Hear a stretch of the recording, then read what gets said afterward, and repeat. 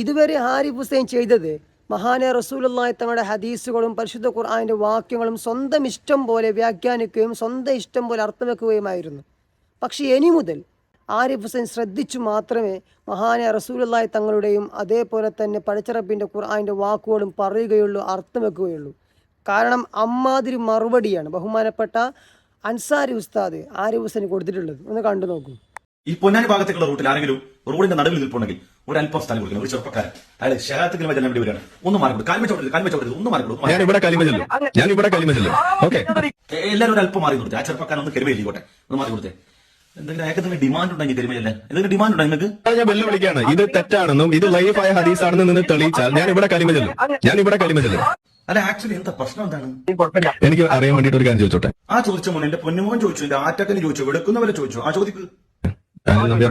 Okay, ഇസ്ലാമിൽ ഭയങ്കരമായ സ്ഥാനം ഇസ്ലാമിന് ഈ സ്ത്രീകൾക്ക് കൊടുക്കുന്നുണ്ടെന്നാ പറയും. കൊടുക്കുന്നുണ്ടെന്ന് പറയല്ല, കൊടുക്കുന്നുണ്ട് എന്നുള്ളതാണ്. ഞാൻ ഒരു സംശയം ചോദിക്കുകയാണ്. ഇസ്ലാമിൽ നിസ്കാരം മുറിയുന്ന 3 കാര്യങ്ങൾ പറയുന്നുണ്ട്. ഓക്കെ, അതായത് ഒരു വ്യക്തി നിന്ന് നിസ്കരിക്കുന്ന സമയത്ത് അയാളുടെ മുന്നിലൂടെ 3 സാധനങ്ങൾ കടന്നു പോകുമ്പോൾ നിസ്കാരം മുറിയും. അതിൽ ഒന്നാമത്തേത് കഴുതയാണ്, രണ്ടാമത്തേത് പട്ടിയാണ്, മൂന്നാമത്തേത് എന്താണെന്ന് പറഞ്ഞുതരൂ. ഞാൻ പറഞ്ഞുതരാം. മൂന്നാമത്തെ പെണ്ണ് എന്നല്ലേ പറയാൻ വന്നത്? ബുഖാരിയിൽ 512 ഹദീസ് അല്ലേ? ഓ, സ്ത്രീ വിരുദ്ധതയ്ക്ക് ഏറ്റവും വലിയ തെളിവ്. അതായത് നിസ്കരിക്കുന്നവന്റെ മുമ്പിലൂടെ നായയോ അതുപോലെ കഴുതയോ പെണ്ണോ നടന്നു പോയി കഴിഞ്ഞാൽ നിസ്കാരം ബാത്തിലാകും. അദ്ദേഹത്തിന്റെ ടെസ്റ്റ് ഒക്കെ ഉണ്ട്, ഇംഗ്ലീഷ് ടെസ്റ്റ് നോക്കി വായിച്ചു വെച്ചിരിക്കുകയാണ്. ആരിഫേ, ഏതായിരുന്നാലും ഇവിടെയുള്ള ഇസ്ലാം വിദ്വേഷികളുടെ താത്വിക ആചാര്യനാണ്. ഇപ്പൊ നിലവിൽ ഇസ്ലാമിക ഏറ്റവും വലിയ പണ്ഡിതനാണ് താങ്കൾ.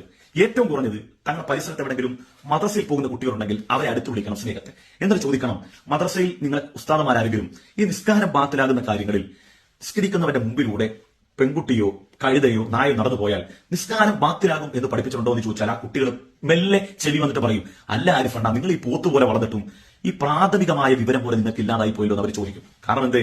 അവർക്ക് പോലും അറിയാം ഈ ഹദീസിന്റെ അർത്ഥം നിസ്കാരം ബാത്തിലായി പോകുമെന്നല്ല, മറിച്ച് നിസ്കാരത്തിൽ ശ്രദ്ധ തെറ്റിപ്പോകും, നിസ്കാരത്തിൽ ശ്രദ്ധ തെറ്റുന്ന കാര്യങ്ങളെ കുറിച്ചാണ് പറഞ്ഞത്. ഇത് മാത്രമല്ല, ഈ പറയപ്പെട്ട 3 മാത്രമല്ല, നിസ്കരിക്കുന്നവന്റെ അരികിലിരുന്ന് ഉറക്കെ ഖുർആൻ ഓതൽ പോലും തെറ്റാണ്. അതിനർത്ഥം ഇസ്ലാം ഖുർആൻ ഓതുന്നവർ എതിരാണ് എന്നല്ല.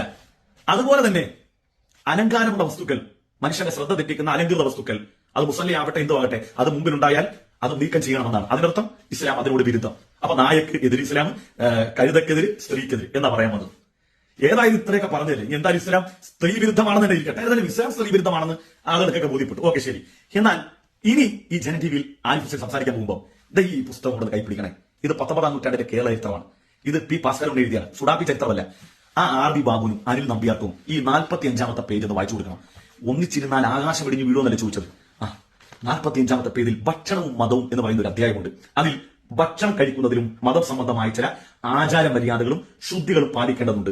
ശേഷം പറയുന്നു, അന്ന് ഭാര്യയും ഭർത്താവും ഒരുമിച്ചിരുന്ന് ഭക്ഷണം കഴിക്കാൻ പാടില്ലായിരുന്നു. ബ്രാഹ്മണ തറവാടുകളിൽ ഈ അനിൽ നമ്പയാരുടെയും അതുപോലെ തന്നെ ആർ വി ബാബുവിന്റെ ഒക്കെ കുടുംബങ്ങളിൽ ഒന്നിച്ചിരുന്ന് ഭാര്യയും ഭർത്താവും ഭക്ഷണം കഴിച്ചുകൂടാ എന്ന് മാത്രമല്ല, ബ്രാഹ്മണർ കുളി കഴിഞ്ഞാൽ വിജാതീയ ഭാര്യമാരെയോ അതിനുള്ള സന്താനങ്ങളെയോ തൊടു മുമ്പ് ഭക്ഷണം കഴിച്ചു വന്നു. തൊട്ടാൽ വീണ്ടും മുങ്ങിക്കുളിച്ചിട്ടേ അവർക്ക് ഭക്ഷണമാകും. ഭർത്താവ് ഭാര്യനെ തൊട്ട് കഴിഞ്ഞാൽ അല്ലെങ്കിൽ അവരിൽ നിന്നുണ്ടായ മക്കളെ തൊട്ട് കഴിഞ്ഞാൽ പോയി വീണ്ടും കുളിച്ചിട്ട് വന്ന് ശുദ്ധികലശം ചെയ്തിട്ട് വേണം വീണ്ടും ഭക്ഷണം കഴിക്കാൻ. ഭർത്താവിന്റെ ഉച്ഛിഷ്ടമാണ് ഭാര്യയ്ക്ക് ലഭിക്കുന്ന പവിത്രമായ ഭക്ഷണം. ഭർത്താവ് കഴിച്ചതിന്റെ ബാക്കിയുള്ള ഭക്ഷണമാണ് ഭാര്യയ്ക്ക് പവിത്രമായ ഭക്ഷണം. അതവരുടെ പവിത്രനിഷ്ഠയുടെ ഒരടയാളമായി ജനം കരുതി വന്നു. അത് പവിത്രമായ ഭക്ഷണമാണ്. എന്നാൽ ഇസ്ലാം പറഞ്ഞ അങ്ങനല്ല. ഭർത്താവ് കഴിച്ചിട്ട് ഭാര്യ കഴിക്കുന്നല്ല പറഞ്ഞ, സ്വന്തം ഭർത്താവ് അവന്റെ കൈ കൊണ്ട് ഒരു പിടി ഉരുള അവിടെ വായിലേക്ക് വെച്ചു കൊടുത്താൽ സ്വതക്ക ചെയ്യുന്നതിന് സമാനമാണെന്ന് ഹബീബായ മുഹമ്മദ് മുസ്തഫ സല്ലല്ലാഹു അലൈഹി വസല്ലം. എന്നാലും ഇസ്ലാം സ്ത്രീ വിരുദ്ധമാണ്. ഓക്കെ, അപ്പൊ കിട്ടുമ്പോൾ ഇതൊക്കെ ഒന്ന് മെല്ലെ ആ ജനൻ ടിവിയിൽ അനിൽ നമ്പ്യാർക്കും ആർ വി ബാബുവിനൊക്കെ ഒന്ന് വായിച്ചു കൊടുക്കണേ. വായിച്ചു കൊടുത്തില്ലെങ്കിൽ ഇതിലൂടെ ഞാൻ വായിച്ചുകൊണ്ടേയിരിക്കും.